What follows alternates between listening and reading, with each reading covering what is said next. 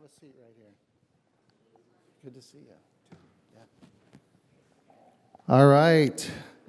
Larry, tell us about yourself. Yeah, I love the shoes. I got my... If they do the election based on kicks, I win in a landslide.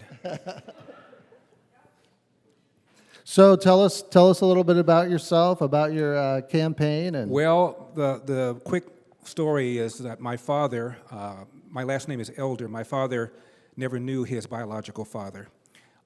Elder was a guy that was in his life the longest, maybe 4 or 5 years. His mother was illiterate. My dad was born in the back of a house.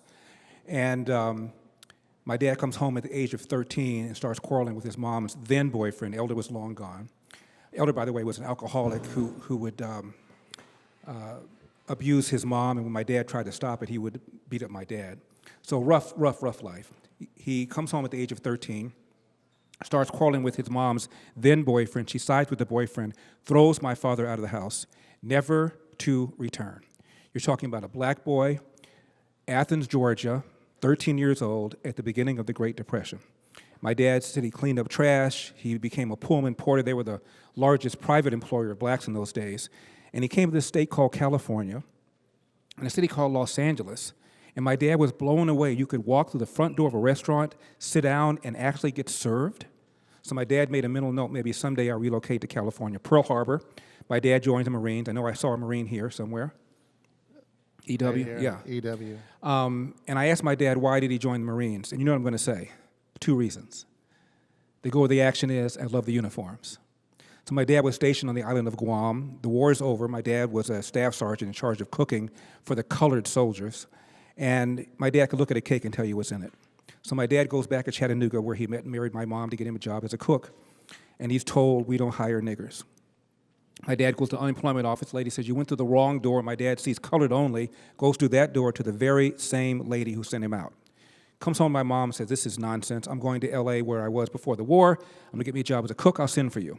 So my dad goes to L.A., he walks around, and he's told, you don't have any references. My dad said, I need references to make ham and eggs? And he offered to work for free for a reference. They wouldn't even do that. So he goes to an unemployment office, this time just one door. Lady said, I have nothing. My dad said, what time do you open? She says, 9. What time do you close? She says, 5. My dad said, I'll be sitting in that chair till you find something. My dad sat there for a whole day, came back the next day till around noon. She calls him up. I have something. I don't know whether you're going to want it. My dad said, of course I'm going to want it. I'm starting a family. What is it? She said, it's a job cleaning toilets and Nabisco brand bread. My dad did that for over 10 years, took a second full-time job cleaning toilets at another bread company, cooked for a family on the weekend because he wanted my mom to be a stay-at-home mom, went to night school to get his GED. After getting his GED, he went to night school to learn how to operate a small restaurant. The man never slept, which is why he's so grouchy all the time. So at the age of 47, my dad saved enough nickels and dimes, starts a little cafe near downtown LA. Fast forward, mid-'80s, my dad retires, owning that restaurant, the property, little property next door, plus a little home that we still have in our family. Not too shabby for an 8th grade dropout. And my Republican dad always said this about the Democratic Party. Democrats want to give you something for nothing. When you try and get something for nothing, you almost always end up getting nothing for something. Used to drive my mother crazy because she was a lifelong Democrat. You should have been a fly on the wall. Their arguments were intense, enthusiastic, but nobody called anybody a fascist. Nobody called anybody a Nazi. Nobody says you only care about the rich, you don't care about the poor. They argued civilly. I don't know why we can't get back to that. And that's one of the things I hope to do.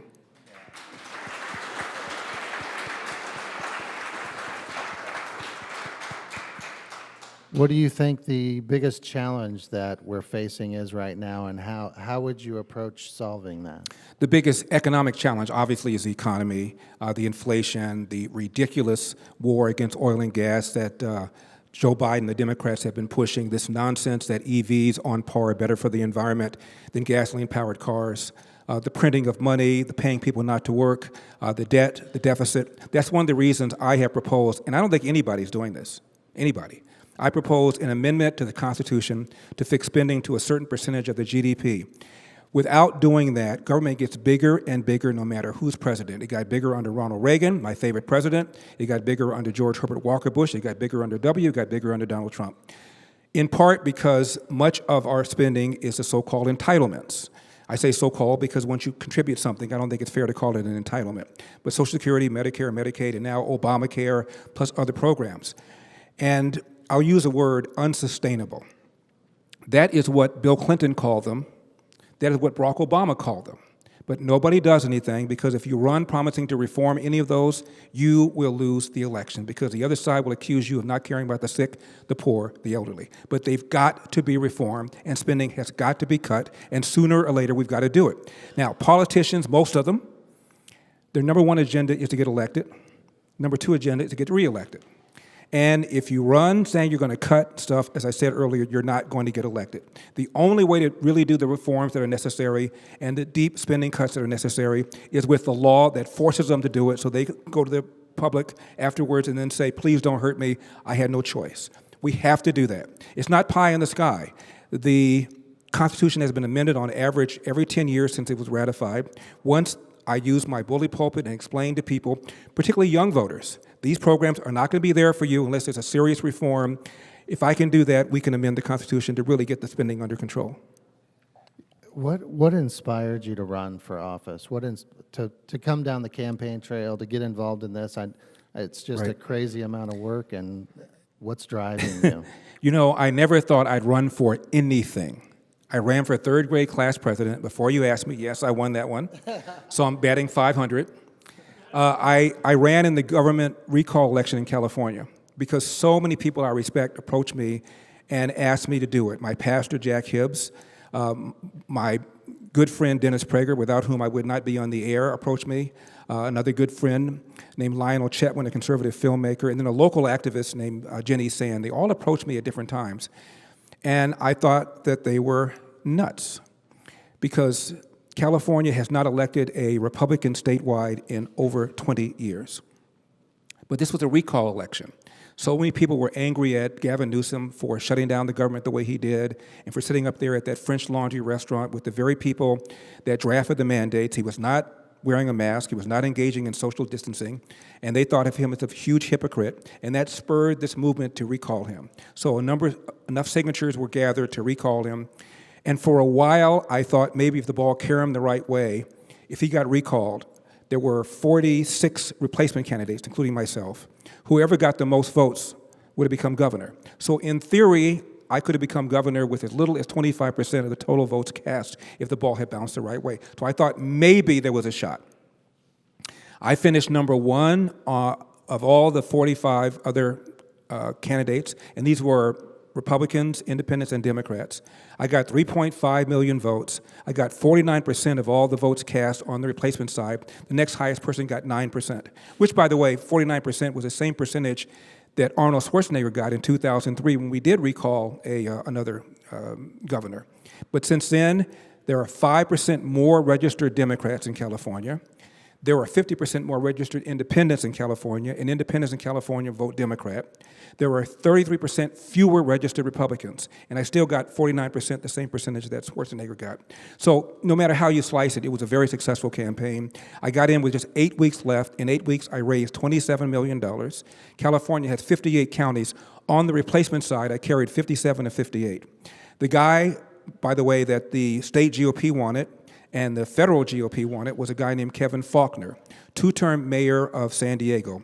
Kevin McCarthy told the dozen Republican House members to endorse Faulconer. I carried San Diego County by 30 points. And I thought at some point, when it was obvious I was the one that the party wanted, that the Republican Party, state or federal or both, would at least give me verbal support, if not money. They did neither. So I've never been the fair-haired boy, pardon the expression, that the Republican Party has wanted. The reason I running for president is because I'm running as an America First guy. I'm running as a MAGA guy. I know we have a guy who's an America First MAGA guy, but there are some issues that need to be discussed that for reasons that escape me, we don't talk about enough, if at all. Number one, the most serious social problem in this country, by far, is the epidemic of fatherlessness. And nobody is talking about it, not even Trump. It is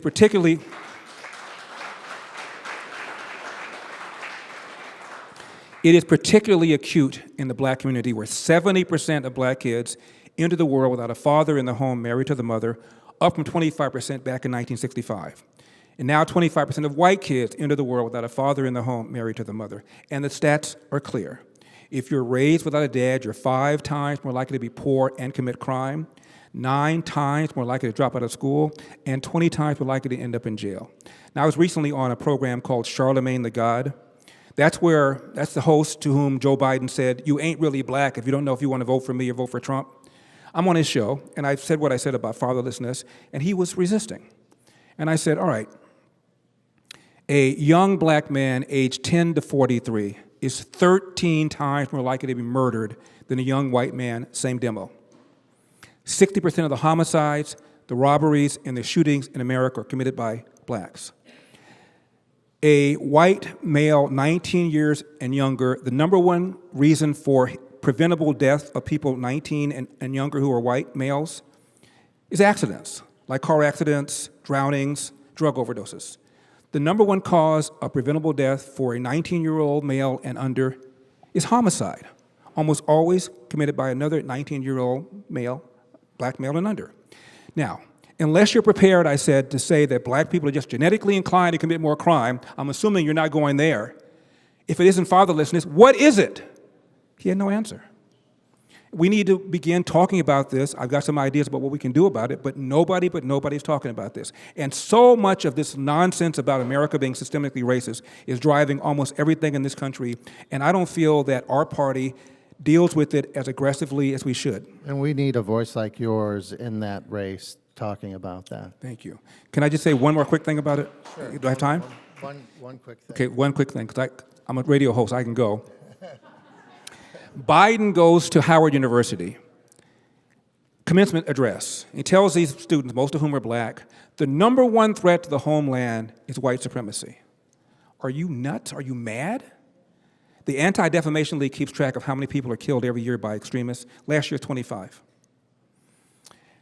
A few weeks ago, as you all know, a white man in Jacksonville, Florida, murdered 3 blacks because they were black. And Joe Biden, of course, made a comment about it, which is fine, and said that silence in the face of hatred like this is complicity.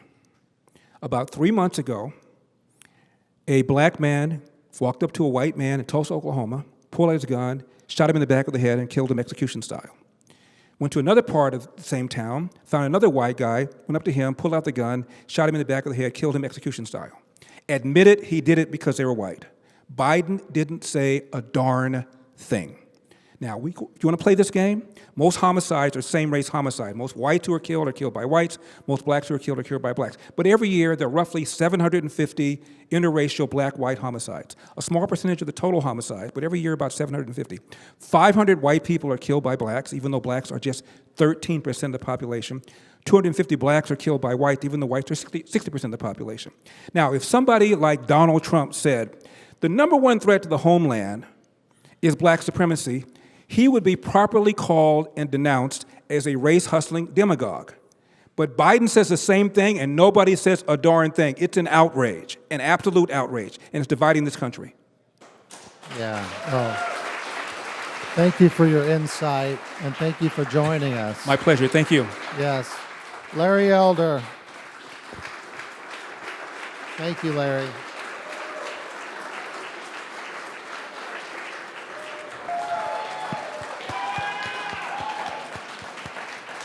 Okay, so we have Asa Hutchinson. Thank you so much for joining us. Please give him a round of applause. Thank you, thank you. And Asa, you've had a diverse career from law enforcement to politics. What inspired you to run for the office of president? Well, I thought you were going to ask me what inspired me at the very beginning of my career to get involved in public service. And, my life unfolds. It wasn't always planned. But the same thing that motivated me to make a difference in my community and in the state that I serve motivated me in the political arena. So I'm trying to make a difference just like everybody in this room. I first became an activist. I was chairman of the Benton County Republican Committee when there wasn't a Republican Party in Arkansas. I later became chairman of the state Republican Party, so I've paid my dues in the trenches. I was fortunate enough to get elected to Congress and then as governor, but I never thought about running for president probably until, halfway through my governorship, and when I saw the need in our country for someone with the breadth of my experience. And when you look at fentanyl crisis, I understand the challenges as head of the DEA, and I understand what we need to do to secure our border. So I balanced a budget for 8 years as governor. I understand what we need to do to control spending at the federal level. So what motivates me is what motivates everyone in this room, and that is we love America, we care about our country, we care about our freedom, and we have certain values that we want to apply to the future of our country. Exactly. And what do you think is the most pressing issue that we're facing right now, and how would you resolve that? Well, it's the economy. It is excessive spending by this administration. We talk about how much we're spending in Ukraine, which I think they're saying is about $100 billion right now. The last spending bill that Biden did was $1.2 trillion, the Inflation Reduction Act. So just put that in perspective for a second. And his excessive spending is what raises the cost of food in the store, gas at the pump, and it's all about the economy, because when you look at, someone's eyes, and I was in South Carolina, actually Savannah, Georgia this week, and I asked a young lady, Mom, I said, what is the issue that concerns you the most? She was not political, but she just simply said, I want to be able to provide for my children and to make sure they have a safe environment. And that's what they care about, safety and being able to provide, and that is the economy, that is jobs, that is an opportunity that benefits all Americans. How has your family been involved in your campaign, and what is their role, and how do they help you? Well, I have a bride of 50 years, Susan, and she is very supportive. She'll be here this weekend here in Iowa campaigning with me, and she's going to be representing me at a number of different events across the country. She was one of the best first ladies. I'll say she was the best first lady Arkansas ever had. She's passionate about children and abuse of children and how we can support our children advocacy centers. And that's a mission that she has really made a difference in. I've got 3 sons and a daughter, and my daughter is obviously very precious to me. She'll be out at the next debate, and she's been here to Iowa a couple of times, and she rode at the Iowa State Fair with me the slingshot. Did anybody here ride the slingshot? I rode the slingshot, and so have courage. So in keeping true to our purpose tonight, I want to ask you some other types of questions. If you could switch careers for a day, what would you do? I'd be a lawyer. And I know that doesn't win me any votes, but I've got to explain it for a second.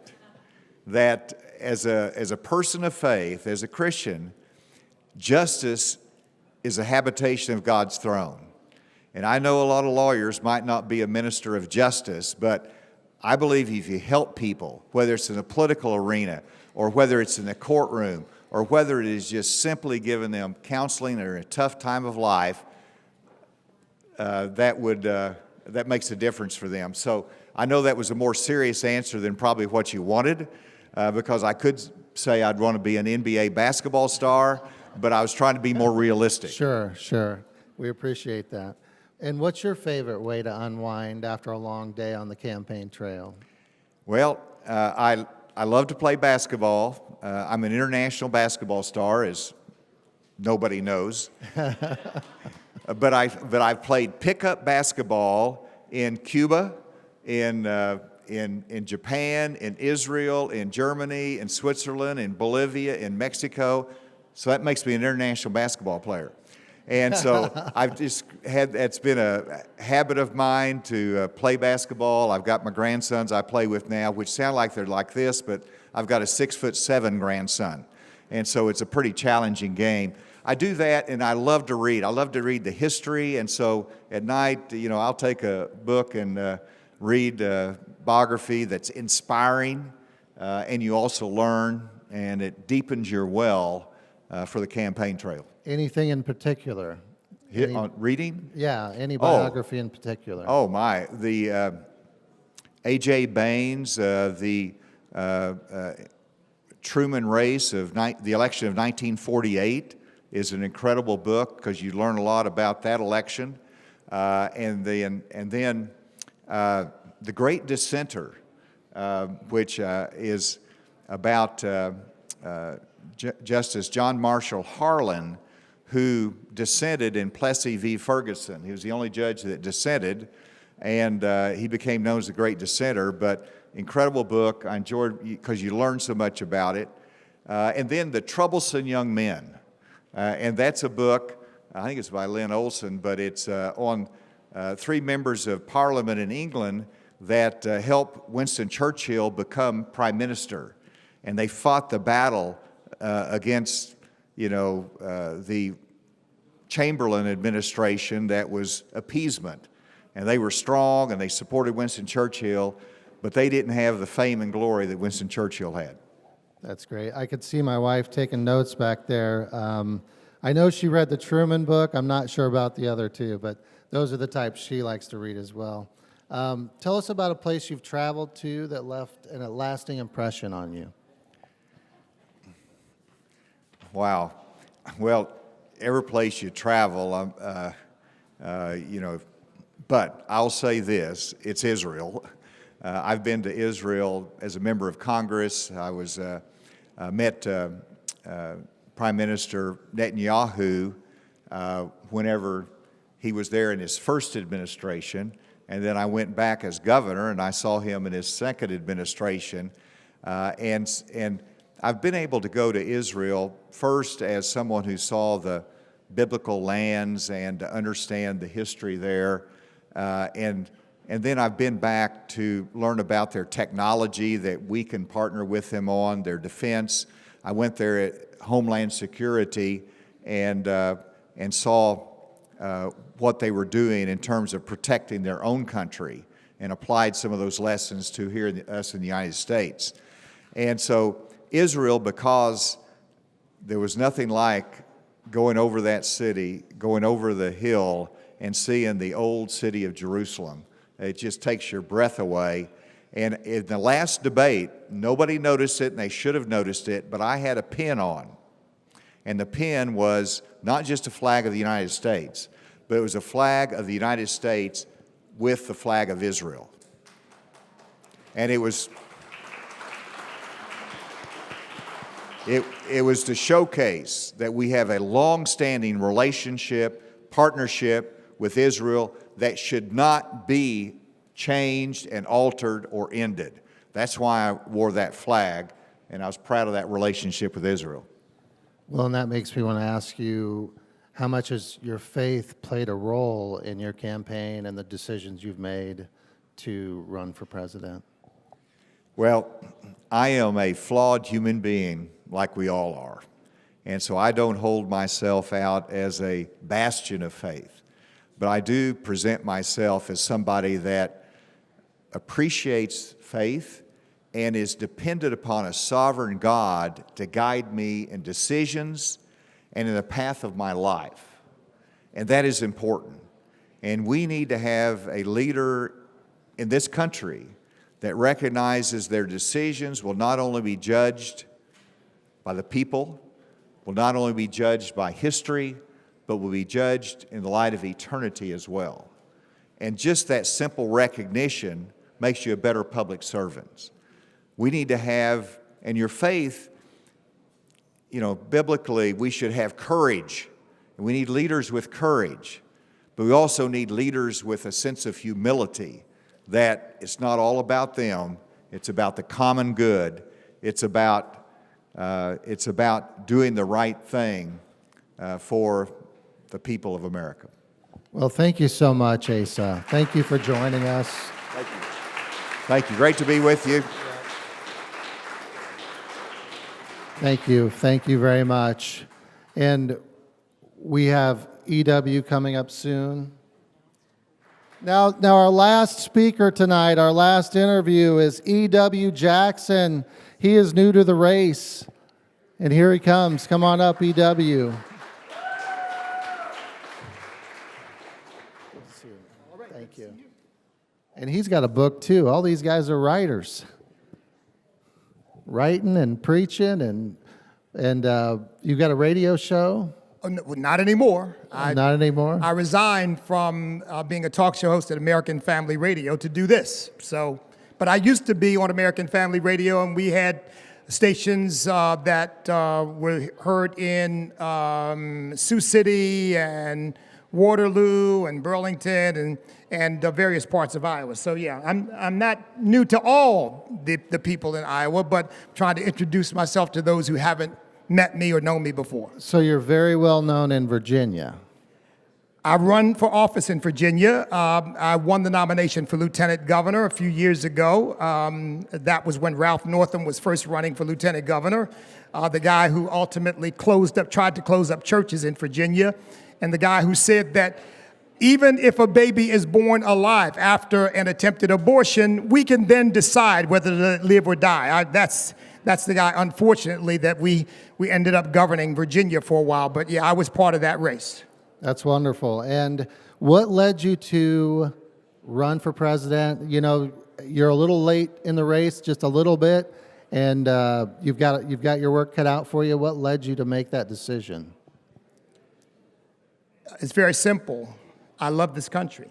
I believe that it's the greatest place on earth for anybody to live, to work, to grow, to build a family, build a business, get an education. Some of you don't know anything about me. I was born into a broken home. I was raised in foster care for the first 10 years of my life. I was a juvenile delinquent. I was a gang member. I was an academic failure in school by the time I was in 5th grade. My life changed dramatically when my father came back into my life at the age of 10 years old and took me out of foster care. I went from being an F student in 5th grade to being an A student in 6th grade, went on to finish high school, of course, graduate from college, served in the United States Marine Corps, graduated from college, summa cum laude with a Phi Beta Kappa Chi, went on to Harvard Law School, practiced law for many, many years. I believe this is the greatest nation on earth, the greatest land of opportunity the world has ever known, and I'm not willing to let these Marxists and communists and Democrats and socialists and atheists and secularists take our country without a fight. Amen. What are your core principles and values that you believe are most crucial for our nation's future? Let me say, I really believe I am the most conservative candidate in the race because, number one, I'm saying something that I've heard no other candidate say, and it's this, that unless America comes back to God, the rest is shifting the chairs on the deck of the Titanic.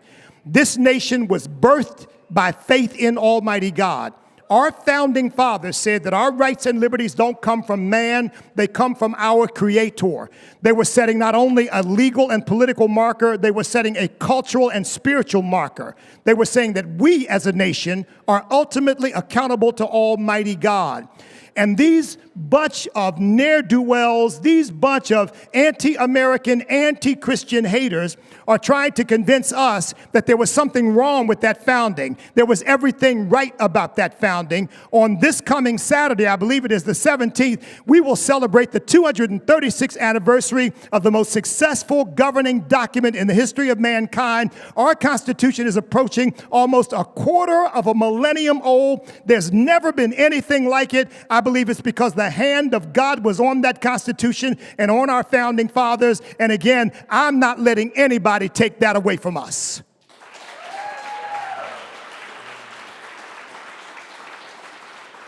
Beyond your political roles, how have you been engaged and contributed to your local community? How do you plan to continue that engagement with the nation? Well, let me just say, folks, everybody in this race other than Donald Trump is a long shot. So let me just say, I acknowledge that. But if by some miracle of God I were to become the president of the United States, on day one, I would fire Christopher Wray. I would clean out the top echelon of the FBI. I would obviously fire, if he's not gone already, this idiot who runs the AG's office now, and put people in office who have one primary task: defend the constitutional rights and liberties of the American people. You will not call parents terrorists because they're standing up for the right to raise their children the way they want to. You will not put Americans on some kind of wish list, a watch list. And let me tell you something. I would clean house all these people who've been convicted on January 6th while we let murderers and rapists and robbers walk the streets. I would look at pardons for every single one of those people, because just like all those rioters in 2020 walked away scot-free, these people who were standing up on January 6th, most of them were patriots trying to stand up for their country. They weren't trying to overthrow the government. They were trying to secure our elections, and we still have work to do on securing our elections. I don't care what the Democrats say. There's some fraud going on in these elections, and we got to clean that up. And so those are things I would do on day one. Here's the other thing I would do, because, by the way, I don't call myself an African American, because I am an American. I'm an American. I don't call myself a person of color, because I've never met a single human being who doesn't have color. What does that even mean? We've all got color. It's just that our colors can be different. But I'll tell you something, on day one, I would close every diversity, equity, and inclusion office in the government and the military, because they're nothing but havens for Marxism and socialism and communism and collectivism, and every single one of them would be shuttered on day one. I would continue to speak to the colleges and universities and young people, and I would tell these college chancellors and presidents, if you want federal funding, which you depend upon, you better turn these colleges into actual institutions of learning and education, and not indoctrination camps. No wonder California's gone. They've indoctrinated a whole generation of people to hate our country. How in the world can we survive if we've got our educational institutions teaching our children to hate America? We got to tell them we've got everything to be proud of. I don't care what Michelle Obama said. For the first time in my life, I'm proud of my country. You ought to take a hard look at our country, and you realize you've got plenty to be proud of. And if you don't think there's anything to be proud of, you and your husband pack your bags and go live somewhere else where you think you can be proud. If it weren't for us, you'd probably be clicking your heels under a Nazi regime. It was our young men and women who fought and bled and died. Our young men who stormed the beaches of Normandy. Our young men who fought against communism. It's been our people all over the world fighting for liberty. And because of their willingness to stand, every veteran who's ever taken an oath and put on a uniform, we are free because of their sacrifice. There's so much to be proud of in this country. And let me just say, if I have to be the last person in America standing up for that flag, the last person in America standing up for our Constitution, the last person in America standing up for the principle of one nation under God, I will do it until I breathe my dying breath. But I will never give up. I will never back down. I will never give in. And that's why I'm running for President of the United States of America. Amen. Whoa. I think you're getting a standing ovation. Thank you. Okay, if you think it feels powerful there in the back of the room, try sitting right next to him. God bless you. God bless you. I'm not going to ask you about your dog. I think. What about the border? What would you do about the border? That's a big concern with all of us here. Well, and believe it or not, folks, you evaluate it for yourself. I believe I've got the most conservative policies on the border of any candidate. Number one, certainly finish the wall, equip it with all the technology needed to monitor it at every juncture. Number two, though, I would establish a zero-tolerance policy and try to get the legislature to pass this that says, if you enter our country illegally, you are forever banned from being an American citizen. I don't want to hear anything about I don't want to hear anything about DACA, because as far as I'm concerned, the dreamers are your children, my children, our grandchildren, our great-grandchildren. They're the ones with the right to dream the American dream. You don't get to dream the American dream because your parents came into our country illegally, and I'm tired of Democrats trying to make us feel guilty about sustaining our sovereignty and protecting our borders. Number two, I would ask for a constitutional amendment that declares any person born in this country who does not have at least one biological parent who is an American citizen is not, by virtue of mere birth, a citizen of the United States of America. That's got to stop. That's got to stop. And number three, I would say, I don't care who you are, if you come into our country illegally, you will never get another night's rest, because I would fully staff ICE and the Border Patrol, and we will continue to hunt you down and kick you out. And if you commit crimes here, you are going to jail, and you are not getting out. And when you do get out, if you've committed a crime, we're going to kick you out of our country. Folks, we've got to stop allowing our borders to be overrun. We are being invaded, and it's got to stop. For sure. And, you know, this is a hot topic, and there's a lot of different opinions and division on it. How do you feel about our support of the Ukraine and the money we're sending there? I can't justify spending billions of dollars in Ukraine when we can't even secure our own border. I mean, let's take care of America first. Let's take care of our own people. And by the way, look, folks, the reality is that we are driving Putin into the arms of Xi Jinping. And these two dictators are now having a love affair with each other, in part because we're so busy trying to fight Putin that we're forcing his hand. And what we've got to do is figure out a way to divide them, not unite them. So as far as I'm concerned, Zelensky, who, by the way, is corrupt, and there's nobody who denies that. He is cracking down on freedom of speech. He is, in fact, a dictator of that country. I don't see why in the world we're asking the American people to finance his tyranny and his dictatorship. I think we ought to save that money to defend the sovereignty and security of the United States of America. Agreed. So what's next for you on the campaign trail to make those things a reality? Well, my next step is Iowa, and the next step after that is Iowa, and the next step after that is Iowa. Folks, I am going to be camping out here because, look, I've got a problem too. And the problem is I'm the only candidate who's coming at this from a biblical worldview, which means that I don't have a problem saying I personally oppose homosexuality because it is sin.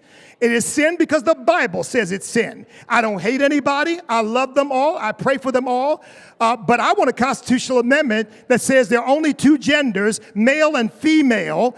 You can live however you want, but you can't impose that on us and impose that on our children. And Ronna McDaniel is sitting up there as chair of the RNC telling Republicans we ought to celebrate Gay Pride Month. How can you celebrate sin? How can you have pride in sin? As president, believe me, there would be no Gay Pride proclamation. And in fact, I would declare from Mother's Day to Father's Day, celebrate traditional family month, because we need to be resurrecting the family, mothers and fathers raising their children in the nurture and admonition of the Lord. Thank you. Thank you. Thank you so much. Is there anything you'd like to leave us with? Yeah, one other thing I'd like to leave you all with is this. I believe that the Democrat Party has so indoctrinated and manipulated the black vote for its own interests that somebody has got to speak clearly and unequivocally to that issue. Now, not only is it a lie that racism is the biggest problem in America for black folks, it is also a manipulation that holds them down. Real quick, when I got ready to apply to law school, I went to my professors from whom I'd gotten straight A's. Remember? And again, not bragging on myself, but on my dad and on my country.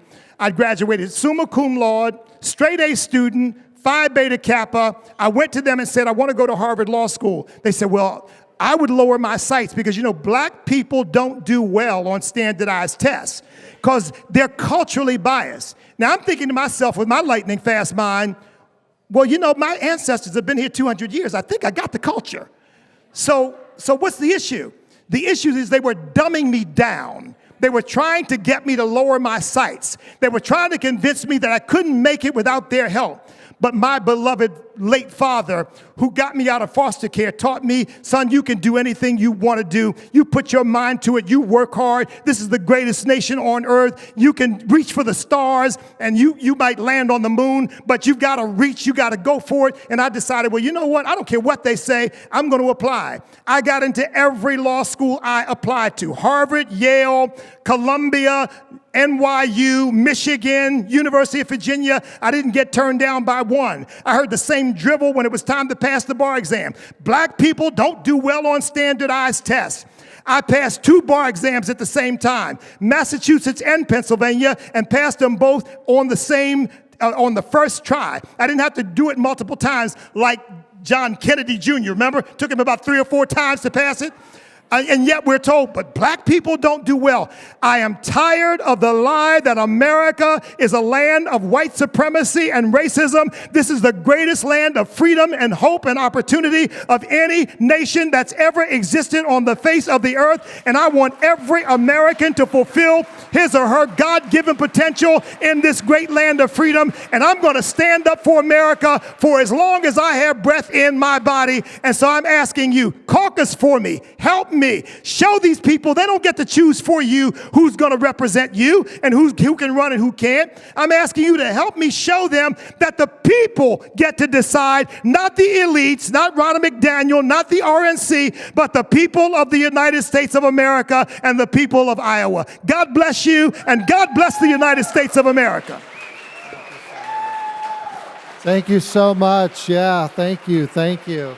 Everyone, hang around. Get a picture with the candidates. Talk to your legislators. And Chris, come on up. Nice to meet you, brother.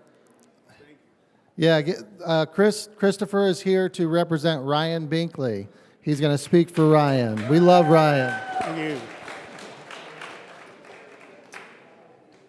Well, first of all, I just want to say thank you for the opportunity to come to this great country. I'm going to get great land here in Iowa, and I am from Dallas, Texas, from the Dallas County and Dallas, Texas, and I'm a pastor from that area, and here to represent Ryan Binkley, and actually grew up in Arkansas, and moved to Dallas as fast as I could.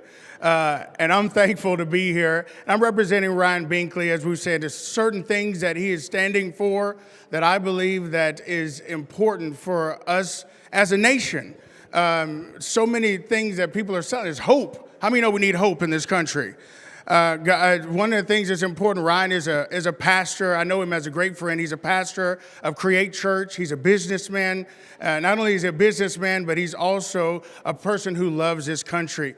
Now, being from Dallas, one of the things that is important, I've seen you ask some of the questions that are important. How many know we have a border problem? We have a crisis on our hands on the border, and it needs to change. How many it needs to change? So many people coming over, and our government right now is ignoring that. But the truth is there's dangerous people that are crossing over in our border, and it needs to stop. And we need to make a change in that area. Ryan, we see that, and it's being ignored. Immigration, different things that are coming. We want people to come into this country, but we want you to knock on the front door. We want you to come around to the front door and not come through the back door.